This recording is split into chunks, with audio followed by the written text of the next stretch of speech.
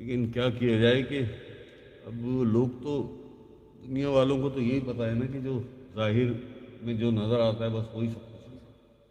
انہیں کیا پتہ کہ ہم فقیروں کی زندگی کیسے گزرتے، باطن میں ہمارے ساتھ کیسے کیسے معاملات ہوتے ہیں، اور کیسے کیسے کبھی بہت سخت احکامات آ جاتے ہیں، بہت سخت۔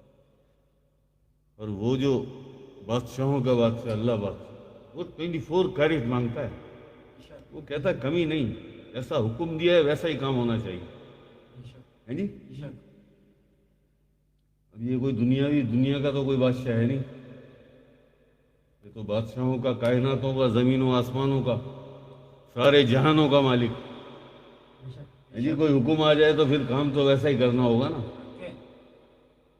پھر ہمیں دیکھنا ہوتا ہے کہ بہت زیادہ اہم کیا چیز ہے، اللہ پاک کا حکم یا محفل؟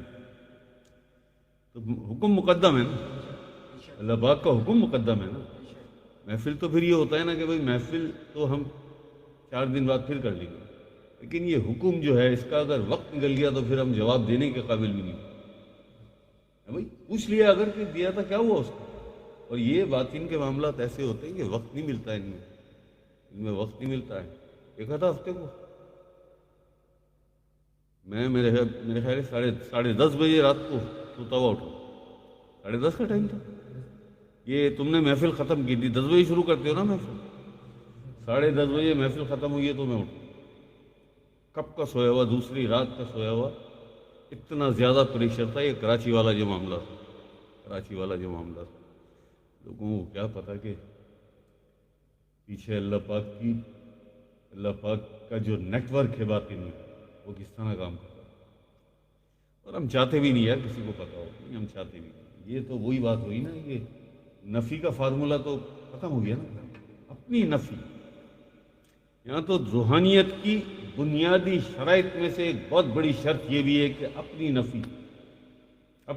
وہ تو جو کچھ کہہ دیتے ہیں لوگ سمجھتے ہیں بہت بڑی بات کہہ دی شاہ صاحب نے، وہ بہت بڑی نہیں ہے یار، وہ ننھی سی چھوٹی سی بات ہے جس کی حیثیت بھی کوئی نہیں ہے فقر کی دنیا میں۔ ہاں وہ چھوٹی چھوٹی چیزیں ہیں، تمہارے لیے بہت بڑی ہیں، وہ لیکن ہمارے لیے کوئی نہیں، ہمارے لیے کوئی بڑی چیزیں نہیں ہیں۔ جانے والا دل ہی پتھر کر گیا،